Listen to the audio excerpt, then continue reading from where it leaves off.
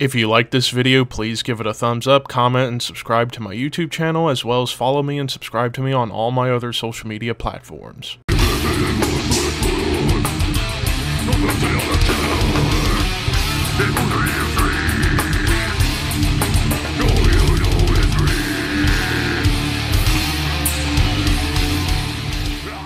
What's up, Thrashers, and welcome back once again to the Thrash Maniac 99 YouTube channel, and I am back with another album review for you guys. This weekend is a big weekend for death metal, and I'm going to be talking about two highly influential bands.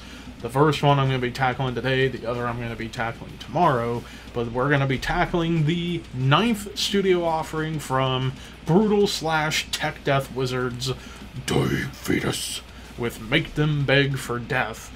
So yeah, this came out on September 8th on Relapse Records, and this is the first one in 6 years, so I think this is the longest gap they've had between studio albums since the last one, Wrong One to Fuck With.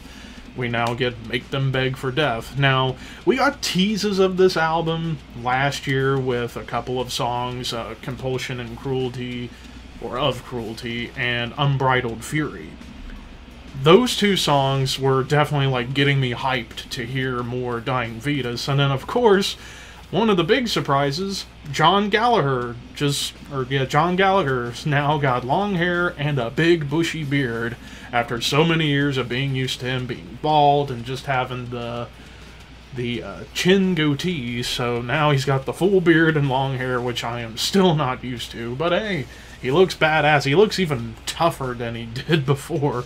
But looks aside, let's talk about the music. So, pretty much right out of the gate, it's a Dying Fetus album. This whole album's just packed full of chug, riffs, grooves, technical play, slams, sweeping guitars, thrashy energy, double time stomps.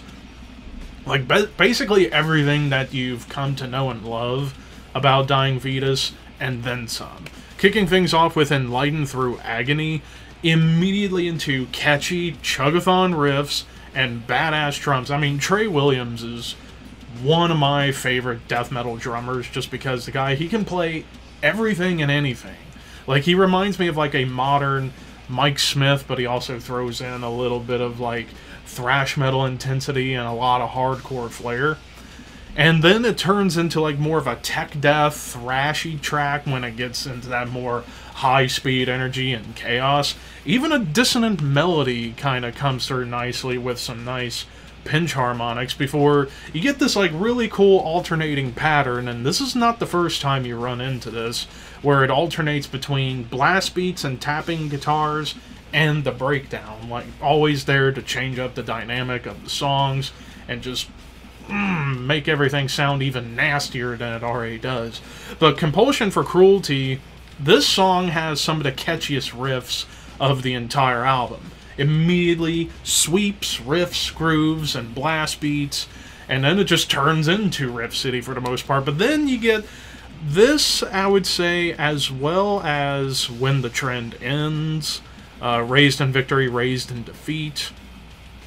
All those songs kind of bring in more machine gun riffs, kind of like thrash metal bands for the most part. Like, it's all machine gun, not like the crazy tremolo riffs that you're going to become accustomed to as the album goes on.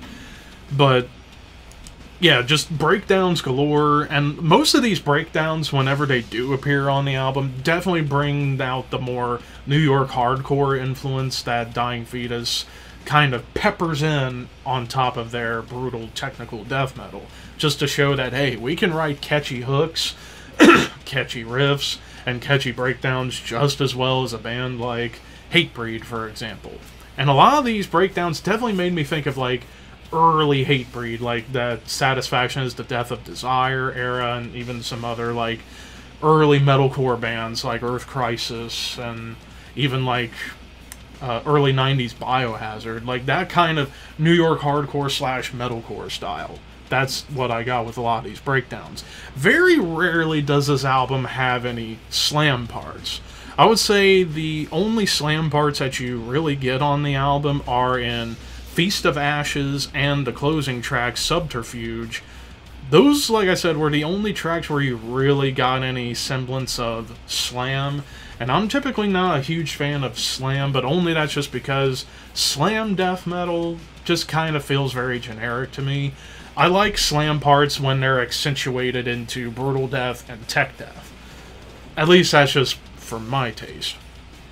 But Compulsion for Cruelty, back to that song, you get excellent technical guitars, sweeps, and even suffocation-inspired riffs and grooves. And then, this is the first track where you get probably about half of this album double-time stops that bring out their bolt thrower influences. And oh man, it makes me miss bolt thrower even more anytime I hear some really cool double-time sections. Feast of Ashes, now this song brings in the tremolo riffs. And the tremolo riffs that come in on here, and as well as a couple other tracks, made me think of like the more thrashy death metal bands, like Vader especially, which brings out some of that Vader influence. Nice. And then there's one section on here that I really loved, and that was a chugging riff that leads into thrash metal, essentially.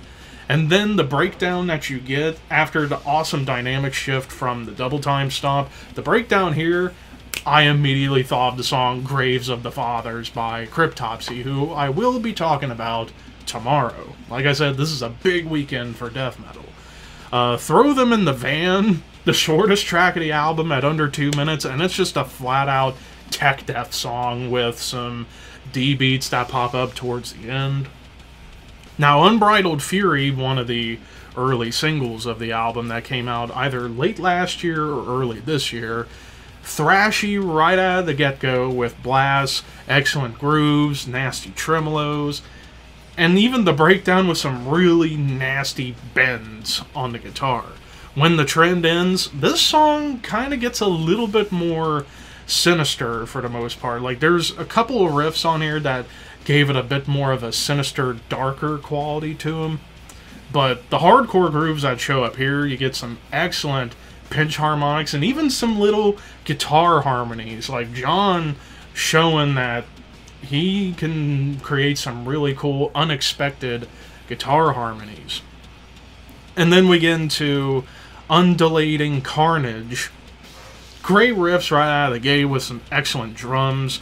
And then the tremolos that kind of come in on this track made me think of Blood Red Throne, which Blood Red Throne and Dying Fetus do have a couple of similarities, mainly in like the tremolo riffs whenever they do come in on each band. But dive bombs on the guitars, absolutely insane. And then Raised in Victory, Raised in Defeat was mostly groove oriented, but you do get like a nice galloping rhythm with a machine gun riff. And even some dissonance kind of comes back a little bit. Hero's Grave, wild lead right out of the way. Now, when it comes down to the leads on this album, there's not that many like true blue solos on this album, except for... let me go back and see, because even I forget my notes all the time. Feast of Ashes, I would say that was like the most true blue solo of the album, and it was excellently performed. But yeah, there was that, as well as Undulating Carnage has a really cool lead, and then yeah, the beginning of Hero's Grave. So those are the only tracks where you get like true blue guitar solos or leads. Other times, whenever you hear like higher end guitar parts, it's mostly lead lines with the riff to kind of accentuate certain parts, but not like a true blue solo. It's kind of more that tech death vibe. Notable tremolo riff right here in the middle of Hero's Grave, and then the breakdown here is a guaranteed pit starter, and then even at the very end, the groove in the riff made me think of Morbid Angel out of nowhere because it had a little bit of a more darker tone. But then you get to Subterfuge, the final track. Excellent hammer-on, pull-off guitar line right at the beginning. Tremolos galore, chugging arrives, even a chugging riff with a thrash beat. Sinister Dissonance comes back, more of the double time. Even the breakdown here was like a more brutal Pantera breakdown almost. And then I love at the very end, sweeping guitars and blasts alternating with the slam part to create more dynamic. So yeah, there's a lot of great dynamics on here, top to bottom throughout this album, and The production, Steve Wright doing the production once again, like he's pretty much done for almost every Dying Fetus album, I believe, since Destroy the Opposition, maybe Killing on Adrenaline. Correct me if I'm wrong. But, I mean, Dying Fetus doing what Dying Fetus does best, and that's create some complicated technical guitar parts, crazy drums, but also bringing out catchy hooks and riffs. And when it comes to tech death, this is the kind of tech death I like, where it's on the more brutal death metal side, with more memorable riffs that get more pronounced memorable riffs coming in, and not so much about fretboard gymnastics, or jacking off on the guitar, essentially. And they're able to bring in some more, like, darker tremolos and some thrashy parts, the hardcore grooves, double time stomps that make you think of Bolt Thrower, etc., etc., etc. Now, as far as any complaints, I'm going to say right now, I can't find anything to find complaint-worthy whatsoever. So, unlike the Soen album I talked about last week, where I got a little bit too hasty with the rating, and looking back, it's not that great of an album, but it's still solid. This is 10 out of 10 right here.